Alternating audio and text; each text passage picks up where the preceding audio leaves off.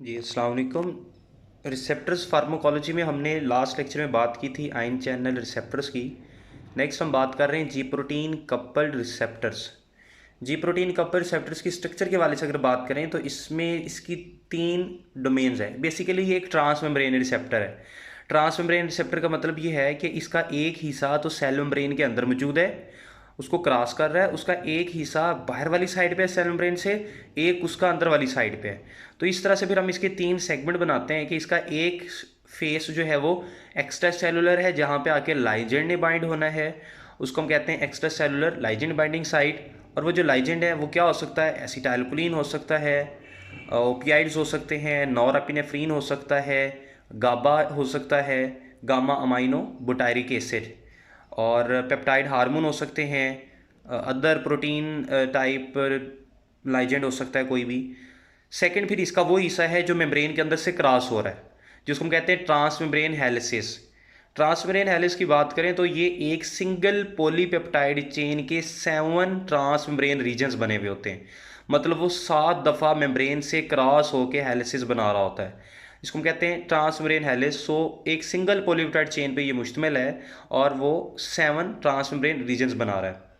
फिर हमने पहले बात की कि उसका एक सेगमेंट बाहर वाली साइड पे है, एक इनसाइड दिस साइटोप्लाज्म के वाली साइड पे फेस कर रहा है, उसको हम कहते हैं इंट्रासेलुलर डोमेन।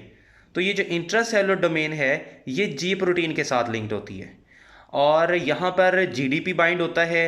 जीडीपी के साथ फिर बाद में वो जाके इसकी एक्टिवेशन के केस में जीटीपी से बाइंड होता है, और फिर जब वो जीटीपी से रिप्लेस होता है तो इसकी एक्टिविटी परफॉर्म होती है। फर्दर हम इसको डिस्कस करेंगे।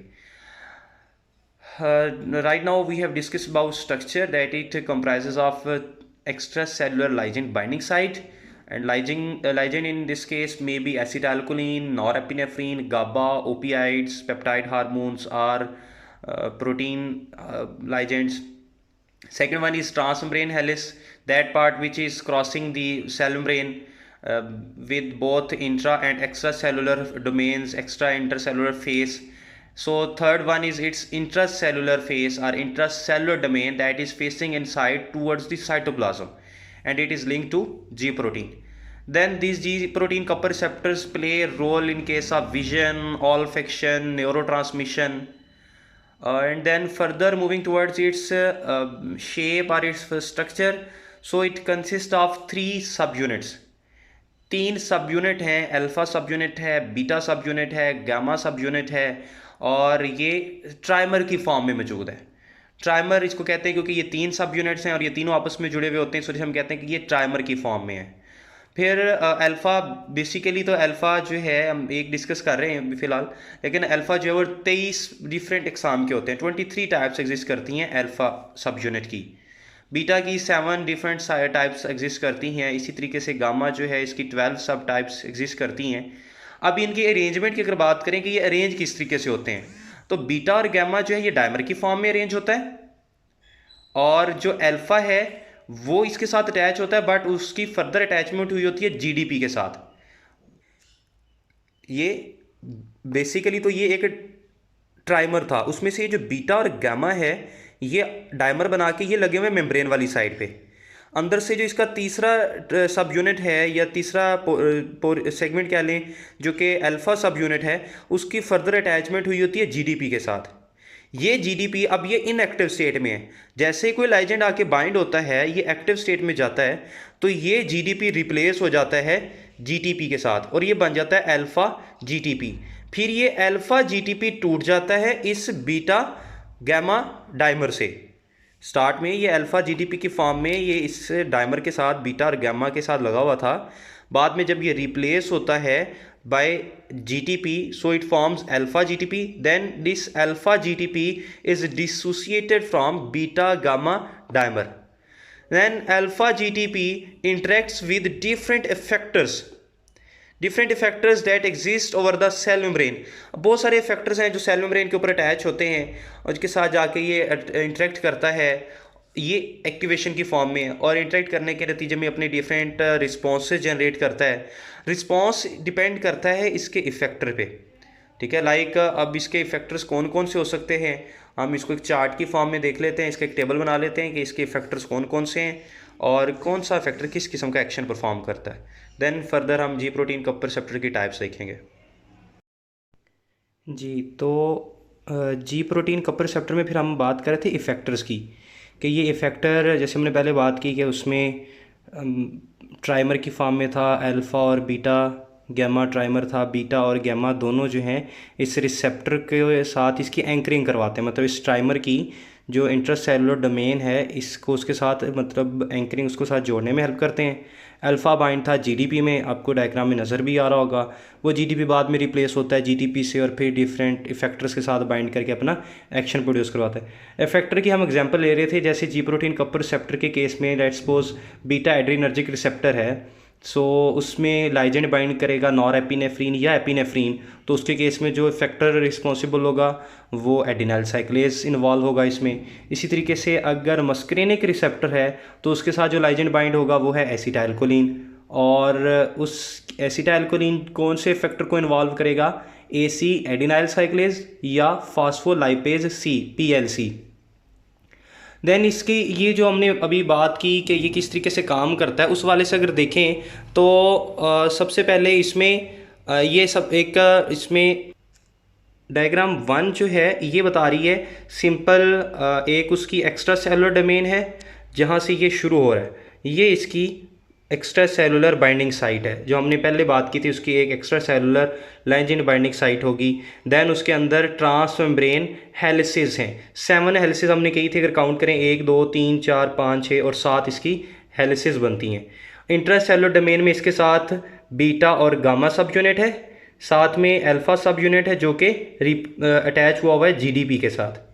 जब इसके साथ लाइजेंड आके बाइंड करता है तो लाइजेंड की बाइंडिंग के नतीजे में यहाँ पे ये अल्फा और गैमा और बीटा इसके साथ बाइंड रहता है, अल्फा जीडीपी को रिप्लेस कर लेता है जीटीपी के साथ और ये इस ट्राइमर से ये डिसोसिएट हो जाता है।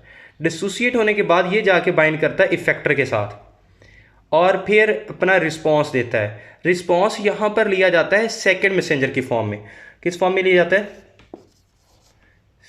सेकेंड मैसेंजर की फॉर्म में। सेकेंड मैसेंजर किसे कहते हैं, कुछ रिसेप्टर्स ऐसे हैं जो डायरेक्ट रिस्पांस देते हैं, कुछ ऐसे हैं जिसकी एक्टिवेशन के नतीजे में नेक्स्ट फर्दर कोई रिस्पॉन्डिंग या सेलुलर मॉलिक्यूल प्रोड्यूस हो रहा होता है, कुछ सिग्नलिंग मॉलिक्यूल प्रोड्यूस होता है जो अपना एक्शन जनरेट करवाता है, उसको हम नाम दे रहे हैं सेकेंड मैसेंजर का। अब सेकेंड मैसेंजर कौन सा हो सकता है और वो किस इफेक्टर से कौन सा सेकेंड मैसेंजर प्रोड्यूस होगा, इसको हम देख लेते हैं। अब देखें इसमें लाइजेंड हम बात करें इफेक्टर की। सबसे पहले यहाँ पर ये लाइजेंड आके बाइंड हुआ, बीटा गामा यहीं पे इसके साथ बाइंड रह गया और यहाँ से अल्फ़ा और जीटीपी का जो डाइमर बना, जो पहले जीटीपी था बाद में वो रिप्लेस हो गया जीटीपी के साथ, ये जीटीपी जाके बाइंड कर रहा है। हम इफेक्टर के साथ इसकी बाइंडिंग देख रहे हैं, इफेक्टर की एग्जांपल ले रहे हैं। इन केस अगर इफेक्टर यहाँ पर है एसिटाइलकोलिन तो सॉरी एसी है एसिटाइलकोलिन, अगर ये रिसेप्टर यहाँ पर एसी है मतलब एडिनाइल साइक्लेज है, तो ये एडिनाइल साइक्लेज इफेक्टर के साथ जाके अगर ये बाइंड करेगा तो एडिनाइल साइक्लेज एटीपी को कन्वर्ट कर देगा सीएएमपी में, एडिनोसिन ट्राइफॉस्फेट कन्वर्ट हो जाएगा सीएएमपी में, साइक्लिक एडिनोसिन मोनोफॉस्फेट में। वो सीएएमपी एक्टिवेट करेगा पीकेए को, प्रोटीन काइनेज ए को। वंस अगेन मैं इसको रिपीट कर रहा हूँ, if alpha GTP binds to effector that is adenyl cyclase, then adenyl cyclase will convert ATP into CAMP. ATP stands for adenosine triphosphate and CAMP means cyclic adenosine monophosphate. Then cyclic adenosine monophosphate activates PKA, protein kinase A. Then protein kinase A will be responsible for phosphorylation of cellular proteins that will generate its desired functions. ये पहली example थी effector की कि effector अगर हमारे पास हो adenylyl साइक्लेज AC तो वो कैसे काम करेगा। अब हम एक और एग्जांपल ले लेते हैं और उसमें देखते हैं कि अगर हमारे पास इफेक्टर पीएलसी है, फास्फोलाइपेज सी हो, अगर इफेक्टर, पहले हमने कहा था कि अगर इफेक्टर एडिनाइल साइक्लेज हो तो कैसे काम करेगा। अब हम बात करते हैं अगर इफेक्टर पीएलसी है तो उस केस में क्या होगा, ये पीएलसी के साथ जैसे ही अल्फा और जीटीपी का डायमर आके अटैच होगा तो वो पीआईपीटी को कन्वर्ट कर देगा। PIPT की बात करें तो PIPT क्या है, फास्फोइनोसिटोल 4,5 बाईफॉस्फेट। सो अब ये PIPT जो है फास्फेटिडिल इनोसिटोल बाईफॉस्फेट, ये आगे कन्वर्ट होगा, इससे दो चीज़ें बनेंगी, एक DAG किसे कहते हैं, डाई एसाइल ग्लाइसरोल, और दूसरा इससे बनेगा IP3 inositol triphosphate. Then DAG activate करेगा PKC को, प्रोटीन काइनेज C को, और वो सेलुलर प्रोटीन की फास्फोरिलेशन करवा देगा। और अगर ये PIPT कन्वर्ट हो रहा है IP3 में इनोसिटोल ट्राइफॉस्फेट में, तो ये इनोसिटोल ट्राइफॉस्फेट क्या करवाएगा, एंडोप्लाज्मिक रेटिकुलम से कैल्शियम को रिलीज करवाएगा, जो अपने एक्शन परफॉर्म करवाएगा।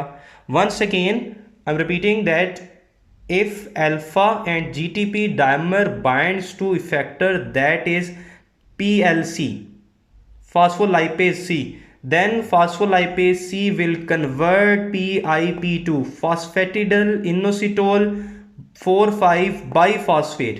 It will be converted into two forms, either DAG diacyl glycerol or IP3 inositol triphosphate. DAG will activate protein kinase C that will cause phosphorylation of cellular proteins, and if it is converted into IP3 inositol triphosphate, then it will cause release of calcium from endoplasmic reticulum. Now the question is कि यहाँ पे question आता है कि ये PLC या ये adenylyl साइक्लेज है, एडिनाइल साइक्लेज को कौन स्टिमुलेट करेगा, PLC को कौन स्टिमुलेट करेगा, और इसको कोई इनहिबिट भी कर रहा होगा। तो इस बिहाफ पे जो है, जैसे हमने पहले भी बात की कि अल्फ़ा जो है इसकी 23 डिफरेंट टाइप्स हैं, कुछ उसमें अल्फ़ा S है, अल्फ़ा Q है, अल्फ़ा नॉट है। सो इसके हम 5 मेजर टाइप्स देख लेते हैं, उसमें हमें पता चल जाएगा कि इसको एडिनाइल साइक्लेज को एक्टिवेट कौन कर रहा है, एडिनाइल साइक्लेज को इनहिबिट कौन करता है, और इसी तरीके से फास्फोलाइपेज C को कौन एक्टिवेट करता है। So now moving towards the types of G protein coupled receptors.